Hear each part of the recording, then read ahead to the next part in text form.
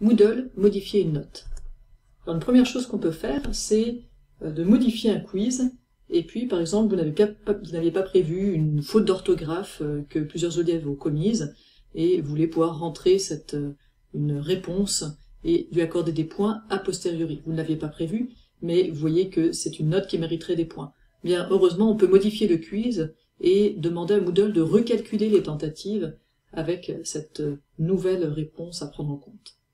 Et puis une deuxième chose qui est possible, c'est de carrément modifier une note ponctuellement à la main. Si par exemple un élève vous dit qu'il a vraiment juste fait une erreur de manipulation et que vous avez de bonnes raisons de le croire, eh bien vous pouvez modifier sa note manuellement. Alors je vous montre tout ça, et je vais aller sur Test sur Mozart. J'ai 3 tentatives, et un élève me dit, en fait j'ai trouvé la bonne réponse, simplement j'ai mal orthographié clavecin, j'ai écrit clavecin avec 2 S. Alors vous dites que peut-être ça ne mérite quand même pas d'avoir 0 point sur 1, que ça mérite un peu quelques points, donc dans ce cas-là, bien vous pouvez modifier votre question. Alors je vais aller sur mon test, je vais modifier le test, c'était ma première question. Alors on me dit bien que je ne peux pas ajouter ou retirer des questions, mais je peux modifier les questions, et ici, je vais ajouter que, en fait, je veux que l'élève ait 75% des points s'il répond clavecin mal orthographié avec 2 S. J'enregistre, je retourne sur mes tentatives. Pour l'instant, il ne s'est rien passé, mon élève a toujours 1,67 points à ces questions où il a mal orthographié clavecin. Et ce que je vais faire maintenant, c'est que je vais demander à Moodle de recalculer. Comme le test a été modifié, il va recalculer en fonction des nouveaux éléments qu'il y a dans ces tests. Donc je recalcule,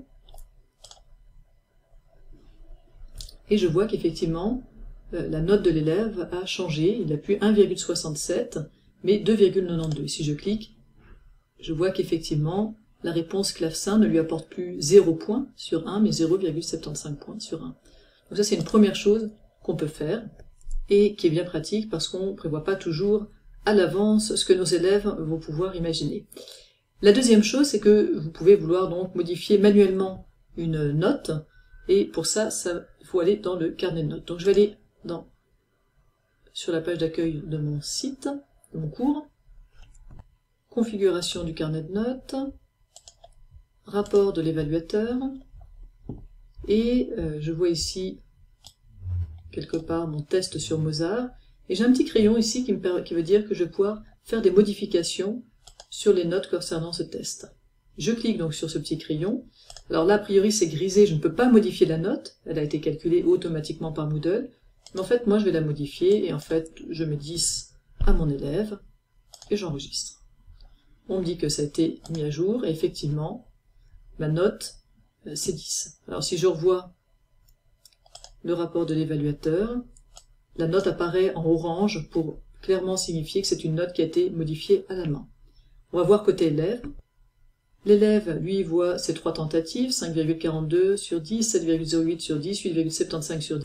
Mais il voit bien la note que vous lui avez mise manuellement, le 10 sur 10, et par transparence, ça lui est bien expliqué, lui dit « Votre note finale pour cette activité a été ajustée manuellement ».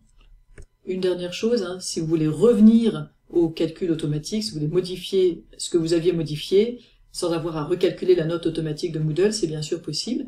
Donc dans le rapport de l'évaluateur, toujours, vous allez sur pas sur la tentative, pardon, vous allez sur Test sur Moodle, sur Mozart, vous cliquez sur le crayon, et il suffit de décocher le modifier manuellement. Alors vous avez l'impression que c'est un 10 qui reste grisé, mais si vous enregistrez, et que vous continuez, c'est bien la note calculée automatiquement par Moodle qui revient. C'est tout pour ces 2 gestes très simples, mais parfois très commodes et voire indispensables.